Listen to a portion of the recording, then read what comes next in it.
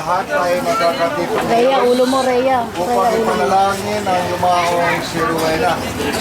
Tayo naniniwala na ang ating mga alaala, ang ating mga panalangin ay magandang pabaho ng isang tao sa pag-uwi niya sa tahanan ng inihanda ng ating Panginoon.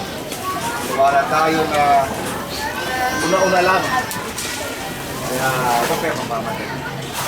Kasi inihanda na ng Panginoon ang tahanan ni Rowena, kaya siya ay ginusto niya nang tawagin at makasama sa lahat ng tahanan.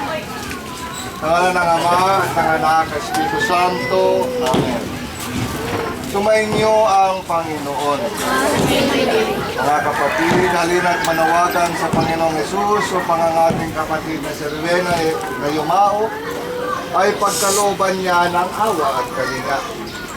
Panginoong Hesus, sa paghahain mo ng iyong buhay para sa lahat, itinamalas sa malasakit at paglingap. Panginoon, kaawaan mo kami.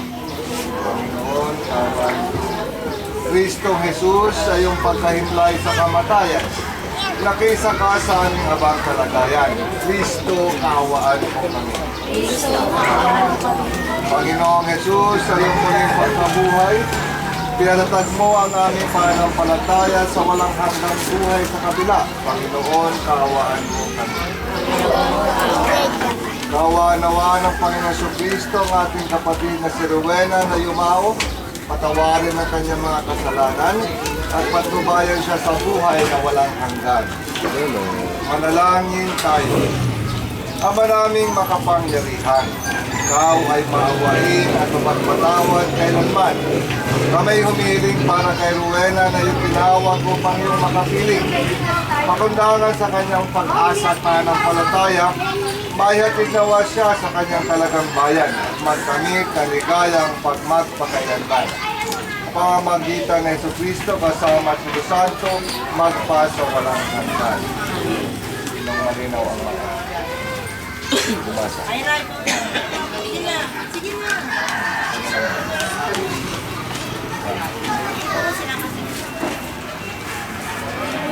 Pagbasa mula sa sulat ni Apostol sa Pablo sa mga taga-Roma.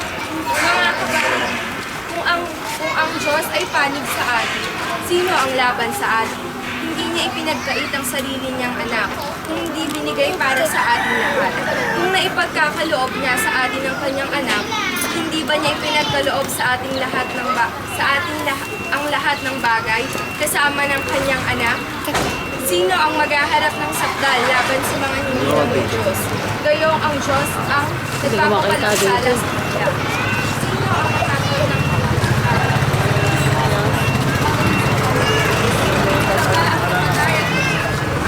at may namamagitan para sa atin? Pwede buksan mga ilaw. Sino ang makapagpapalagay Ilaw. sa atin? Ay, ilaw palo. Ang may ang kapighatian, ang pagpusik, ang pagbabaran, ang panganib, o ang taba. Hindi. Ang lahat ng ito ay kayang-kaya natin magtagumpayan sa pamamagitan na nagmahal sa atin. Sapagkat, hindi ang sa kamatayan, ang buhay, ang mga bagay sa kasalukuyan, ang mga bagay na darating, ang mga kapangyarihan, ang kataasan, ang kalalikan, o ang anumang nilalang ay hindi makapag-iwalay sa atin sa pag-ibig ng Diyos. Pag-ibig na ipinalaman niya sa atin sa pamamagitan ni Kristo Jesus na ating Panginoon. Salmong tugunan ang iyong sasagot. Panginoong aking mahal, panalangin ko'y pakinggan. Ating ulitin. Panginoong aking mahal, panalangin ko'y pakinggan. Dinggin mo po ng aking dalangin. Sapagkat matuwid kaya ako'y dinggin. May yung kapatid yun ate Rowena na nakap. Subukin, batid mo ng lahat. Kami ay salarin. Tugon, Panginoong aking mahal, panalangin ko'y pakinggan. Araw na lumipas sa aking nagunita at alaala ang iyong ginawa. Sa aking isipay gumuhit na bigla. Ako'y dumalangin at taas ang kamay parang tuyong lupa ang diwa kong uhaw. Tugon, Panginoong aking mahal, panalangin ko'y pakinggan. Nawala ng lahat ang aking pag-asa, kaya naman poon ako'y dinggin mo na. Ako ay umasa sa iyo nagtiwala na kung umagay ipag-ubinita iyong pag-ibig mo na lubhang dakila. Doon, Panginoon aking mahal, panalangin ko'y pakinggan. Ikaw aking Diyos, ako ay turuan na aking masunod ang iyong kalooban. Ang Espiritu mo'y maging aking tanglaw sa aking paglakad sa ligtas na daan. Doon, Panginoon aking mahal, panalangin ko'y pakinggan. Manatili na lang nakaupo ang minupuan. Hallelujah, hallelujah. Mabubuhay kailanman ang manalig sa hinirang na manubos ng tanan. Hallelujah. Sumayin niyo ang Panginoon. Ang pahayag ng mabuting balita ng Panginoon ngayong hapon ay ayon kay San Juan. Mapuri sa iyo, Panginoon. Noong panahon yon, sinabi ni Jesus sa kanyang mga lagad, huwag kayong mabalita. Manalig kayo sa Diyos at manalig din kayo sa akin. Sa bahay ng aking ama ay maraming silid. Kung hindi gayon, sinabi ko na sana sa inyo. At paroroon ako upang ipaghanda ko kayo ng matitirhan. Kapag naroon na ako at naipaghanda na kayo ng matitirhan, babalik ako at isasama kayo sa kinaroroonan ko. At alam na ninyo ang daan patungo sa pupuntahan ko. Sinabi sa kanya ni Tomas, Panginoon, hindi po namin alam kung saan kayo pupunta. Paano namin malalaman ang daan? Oo, ang daan, ang katotohanan at ang buhay. Walang makapupunta sa Ama, kundi sa pamamagitan ko. Ang mabuting balita ng Panginoon. Tayo ngayon ay nagkakatipon ngayon upang ihatid ang isang yumaong mahal sa huling hantungan. Paniniwala tayo na ang ating katawan ay katawang lupa. Ito ay may iwan dahil merong kaluluwa na maglalakbay at uuwi sa tahanan ng Diyos. At yun nga ang sinabi ng Panginoon sa mabuting balita na lahat tayo ay ipaghahanda niya ng matitirhan sa langit at tahanan. Kaya marahil handa na yung para kay Rowena. Kaya sa atin, yung mga buhay pa, hindi pa handa. Kaya huwag kayo magmamadali. Kaya tayo magpatuloy muna natin pamumuhay rito sa lupa. Dahil alam natin na meron na nang galing doon ang ating Panginoon. Galing sa langit, siya ay nagkatawang tao, naging katulad natin. Siya man ay nag-alay ng buhay para sa ating lahat upang tayo maibalik sa langit at tahanan.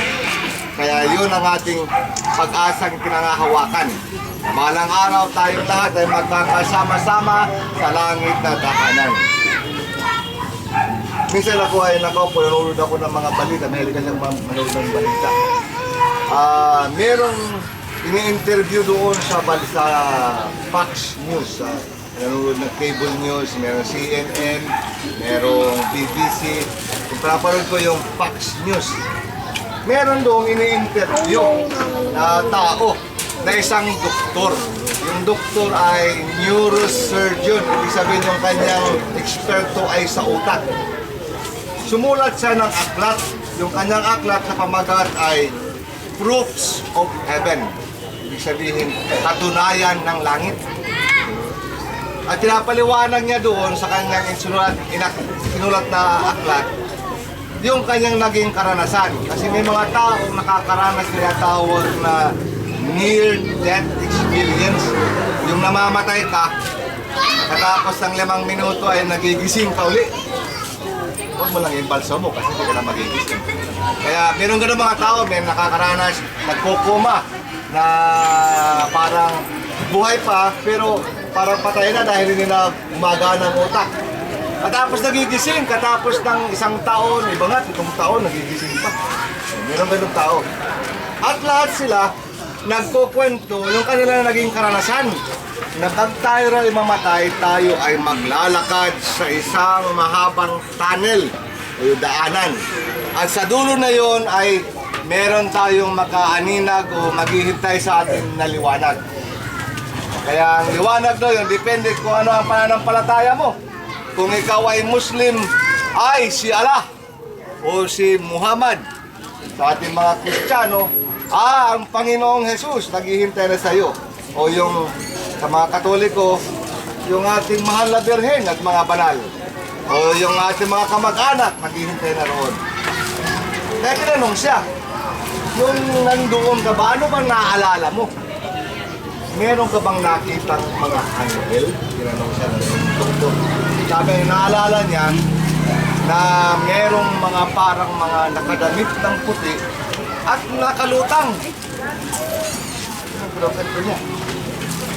Katapos, yung mga tao, paano malalaman na mga tao sila? Paano sa dami ng tao na nang yumaho na at nagpunta na doon sa kanilang buhay, paano mo sila malalaman? Sabi niya, yung mga tao, iba-iba ang kulay ng kanilang mga kadamitan, ng kanilang suot. Bigla may tumawag.